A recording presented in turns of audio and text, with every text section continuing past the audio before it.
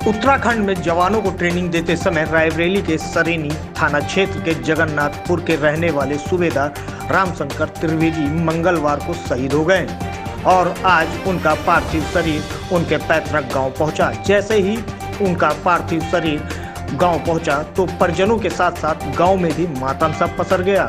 वहीं परिजनों ने पार्थिव शरीर का अंतिम संस्कार करने से मना कर दिया, जिस ओर एसडीएम, सीओ व थाना अध्यक्ष ने किसी तरीके से परिजनों को समझाया बुझाया तो जाकर के मामला शांत हुआ।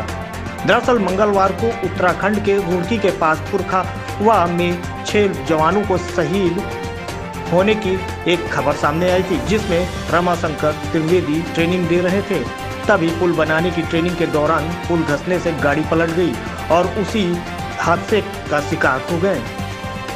सेना के जवानों ने 2 पुलों का निर्माण कर लिया था और तीसरे पुल का निर्माण कर रहे थे। उसके बाद गाड़ी निकालने की ट्रेनिंग दे रहे थे, लेकिन इसी दौरान अचानक पुल का एक हिस्सा धंस गया।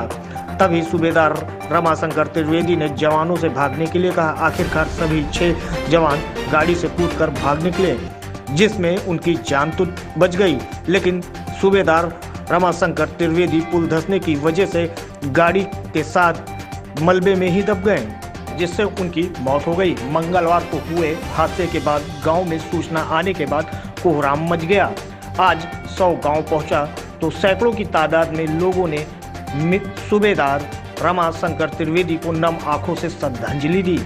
गांव से जैसे ही 100 अंतिम संस्कार के लिए गंगा घाट के लिए निकला तो जगह जगह भारत माता की जय और रमाशंकर त्रिवेदी अमर रहे के नारे से गलियां गूंज उठी। जगह जगह उनके पार्थिव शरीर को रोककर लोगों ने नम आंखों से उन्हें श्रद्धांजलि दी। सूबेदार रमाशंकर त्रिवेदी के 2 बेटे हैं जो सेना में ही हैं। आज भी देश की रक्षा के लिए सीमा पर ड्यूटी दे रहे रमाशंकर त्रिवेदी का गंगा घाट पर राजकीय सम्मान के साथ अंतिम संस्कार किया गया। उनके सम्मान में गार्ड ऑफ ऑनर भी दिया गया। आइए जानते हैं क्या कहा वहां पे मौजूद एसडीएम लालगंज विनय कुमार ने। ग्राम जगन्नाथपुर निवासी द्विवेदी जी आर्मी में जॉब करते हैं।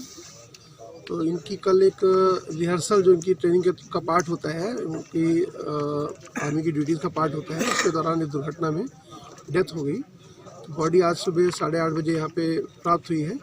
तो स्थानीय प्रशासन, डिफेंस के लोग, फोर्स के लोग, आर्मी के लोग, पुलिस प्रशासन सब लोग यहाँ उपस्थित हैं। उनको श्रद्धांजलि देते हुए पूरे राजकीय सम्मान के साथ उनकी अंत्येष्टि की जा रही है गंगा जी के तट पर।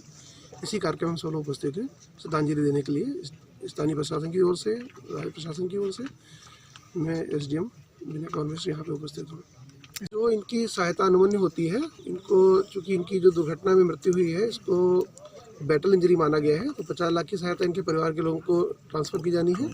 इनके परिवार के लोगों का अकाउंट डिटेल कलेक्ट कराया जा रहा है, तो इसको यथाशीघ्र हम लोग ट्रांसफ़र करा देंगे और जो कृषि दुर्घटना बीमा योजना का लाभ है वो मिलेगा और जो अन्य सरकार की नीतियों के तहत लाभ मिलना है वो सब भी दिलाने का हम लोग पूरा प्रयास करेंगे। सर, क्या बताया अभी तक कि कैसे घटना हुई? जो इनके साथ के लोग आए हैं, उनके कलीग्स, उन्होंने बताया कि एक नहर पर एक अस्थायी पुलों का निर्माण किया जाता है ताकि आर्मी का मूवमेंट आसानी से हो सके।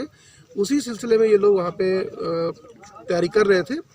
तो 2 ब्लॉक नहर में डाले जा चुके थे। तीसरा ब्लॉक जैसे ही गाड़ी से ट्रांसफ़र करने का प्रयास कर रहे थे, उसी तरह गाड़ी झुकते हुए ये उसको गाइड कर रहे थे। तो गाड़ी पलट गई, उसके नीचे दब जाने से और पानी में गिर जाने से इनकी डेथ हुई है।